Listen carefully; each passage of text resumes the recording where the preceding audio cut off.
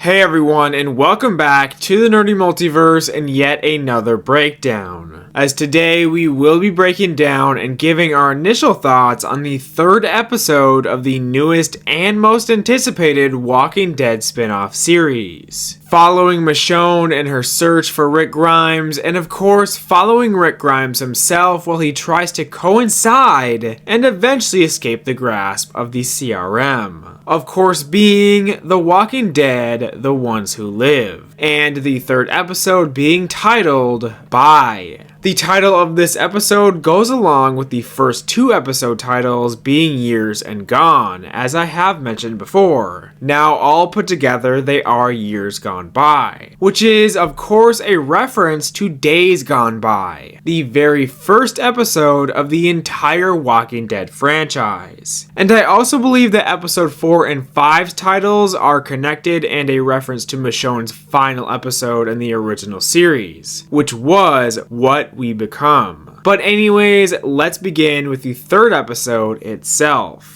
As this episode starts off years ago with another sort of flashback, and this clearly takes place before the last scene in The Walking Dead as Rick is wearing his iconic boots here. We see Rick enter the city of the CRM for the first time as a sort of introduction to where they will be living after working as a consignee for a few years. While he walks through the stands, he is interrupted by Jadis, who still looks like the Anne character that she went by. Now, technically, she did save his life that day, but it doesn't change the fact that she has brought him to a place he cannot leave and practically used him to gain power within the CRM as well. As we hear, she is enlisting into the CRM, and she explains that they have a 500-year plan to rebuild the world. But as we know, that does not mean anything to Rick Grimes, as he just wants to leave and get back home to his family. After this, we cut to just hours ago as Rick meets Pearl Thorne at her room's door right after Okafor's death was reported. He meets with Thorne to seek her help with Michonne and having her stick around because she's an A as well. And technically this is what Okafor would want because he wanted to change the CRM and its future from within. To then finally cutting back to the present day and time as we go back to Jadis meeting with Rick as they discuss Michonne's appearance and what will happen if they both try to escape the CRM. As she has promised that if they leave together, she will be forced to go back to Alexandria and kill everybody that they love. And if Jadis is killed, she says that she has placed a file that the CRM higher-ups will discover after her untimely demise, which would expose everything about Rick Grimes to them, which would also result in Alexandria being wiped out as well. But there is an actual issue with this. Jadis threatening Rick and Michonne with Alexandria's destruction actually will not work. Nobody is there anymore. It's only a Commonwealth outpost now. Everyone important has moved to Ohio and is staying at the Commonwealth. Now, obviously, Jadis, Rick, and Michonne have no knowledge of this yet, as they all left before the whole Commonwealth arc, but this would make things different for them if they did escape, as Alexandria as well as the Hilltop and Oceanside are basically just gone already anyways. Either way though, Rick has those old tendencies starting to come back as he promises that he will kill Jadis, just not today, and maybe not tomorrow. We then cut to Okafor's funeral as all of the higher-up soldiers within the CRM, including Rick, Thorne, and Jadis, line up and listen to Major General Beale give his speech. He presents this sword that used to belong to Hugh Mercer, a historical figure during the Revolutionary War, but just hearing that name Mercer reminds me of Michael Mercer from the Commonwealth, another incredible general or commander. Now, following the funeral of Okafor, Thorne and Rick are met with General Beale once more, who speaks to them about Okafor and how he wasn't sure of him, just as he isn't so sure about Rick Grimes, referring to it as the poison and the cure. Now obviously this isn't saying Rick is the cure, but hearing those words, the cure, in this franchise is an intriguing topic, as we don't know and often question if that aspect will ever be introduced or not. But personally, I don't want there to be a cure aspect in The Walking Dead. It makes it more unique in my opinion. However, Beale does seem to trust Pearl Thorne a bit more, as she does show up at Rick's door later on and informs Rick that she has been promoted to Command Sergeant Major, and she has been given the Echelon Briefing and has been put in charge of getting the Cascadia Forward Operating Base ready for opening. Before leaving, she also informs Rick that Michonne or Dana's skills and prowess have gained the attention of Major General Beale, as she hasn't really been doing a great job at hiding them, as we have seen earlier in this episode, and for that she is now on his radar. This could be bad. She also says that she has seen and heard things that Rick has not, so I'm really intrigued by what this Echelon Briefing really is. After hearing about this, Rick gets right to work on his escape plans once more so that he can get himself and Michonne out of there, and as quickly as possible, before something bad happens to Michonne. However, once Michonne gets her katana back and is out of the CRM and ready to leave, she discovers that Rick had no intention of leaving with her. She needs someone on the inside so that she can actually get away safely, telling her that if she does love him, she will go back home and actually leave the CRM. Rick then meets with Jadis the next day and informs her of everything that he has done to get Michonne out of there, and how to make it look like she had died trying to escape. And Jadis actually agrees to go with it, as Rick has decided to stay himself, which is a part of their supposed deal. However, we do see straight after this, Michonne never left. She came back and is already working as a consignee once more, and now purposely showing off that she is very clearly an A, which has gained her even more attention at Grimes 68. So they clearly named this sector after Rick himself,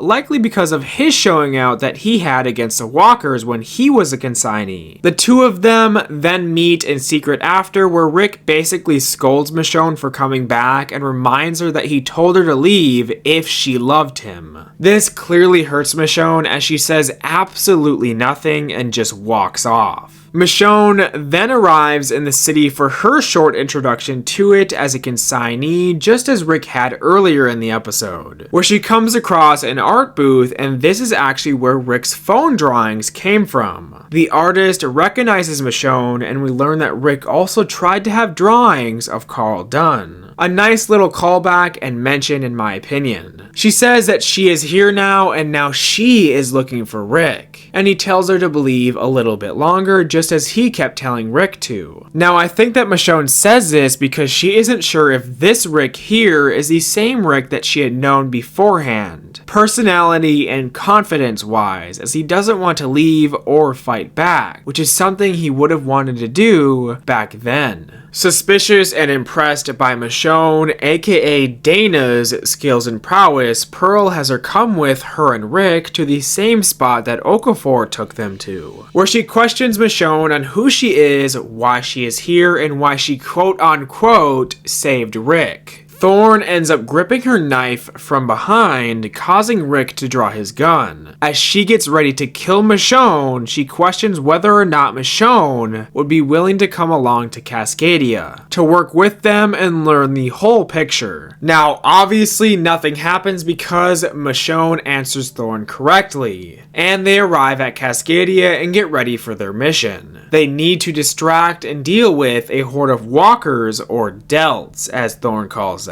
Michonne, however, is only given the stick that consignees always use. Now, during their mission, Michonne breaks protocol and stops following orders and takes the machine and pushes it off into the horde herself after Thorne failed to do so. So Rick joins Michonne and they do it together. This reminded me of all of those times the two paired up and took down huge amounts of walkers, especially that one time when they used the two cars to wire down an entire horde on the road. Afterwards, they hide behind a tree and Michonne tries to get Rick to leave right here and right now. But once again, he refuses, as it's not the time and they would be caught. not. So they just head back to Pearl and the other soldiers. However, when they get back, Pearl gets her gun and aims it at Michonne. A very clear and direct callback to when Shane aimed at Rick in the woods. She even has that same sort of lip twitch that Shane had. Now, I think that Thorne is definitely jealous of Michonne, whether it's because of her skills or because she knows that Rick likes her. Now, obviously, Rick steps in right away and stops her from shooting Michonne. After their mission, Thorne seems worried about Dana and says Rick needs to get her back to consignee jobs and out of her sight. Then informing Rick that Major General Beale wishes to meet with him as he is going up in the world. So now Rick is likely to be promoted as well. Rick then runs into Jadis, who is now headquartered at this base. And she still acts like that creepy old Jadis from the original series. Still, for some reason, flirting with Rick. And it's almost like Rick is forming a love triangle, but obviously he only loves Michonne. Because, as he said, Jadis is just an annoyance that he plans on killing anyways, and she also has a horrible haircut. Finally, someone said it. But anyways, Michonne notices Jadis speaking to Rick and grows even more suspicious about everything happening here. So Rick rushes over to her and says it's nothing and to not worry about it. He needs to get her out of here and now. So they head off in a helicopter back to the city area, and he says that everything that they had is broken and it's over. But as it's storming and as they sit in the helicopter, Michonne opens the doors, grabs Rick, and pulls the both of them out of the helicopter mid-flight and mid-storm, which is where this episode ends off. And wow, once again, overall an absolutely incredible episode. Honestly, this may have been my favorite one so far. The sort of dynamic of Rick versus Michonne and them butting heads during this entire episode was really well done, and I really enjoyed that aspect. Of course, the action, the dialogue, the callbacks, and the overall acting was once again just amazing, and this episode was yet another easy 10 out of 10 for me. And I absolutely loved it, and I seriously cannot wait for the 4th episode next week. I'm very, very curious to see where we head next now that both Rick and Michonne have basically escaped now, and I'm excited to see the two finally have a proper catch-up and conversation. I mean, Rick has to learn of RJ's existence eventually, right? Maybe the idea of him having another child will push him even more. But yeah, this show has been truly nothing but great so far, and I've heard the 4th episode is even better. So that's really exciting. Anyways though, I think that does it for this episode, for me at least. But of course, I would like to hear your thoughts on the episode as well, so make sure to leave them down below. Thank you all for watching, and if you enjoyed our breakdown and review on this episode, don't forget to give it a like, and with that being said, we will see you all the next time that we go through and explore the nerdy multiverse.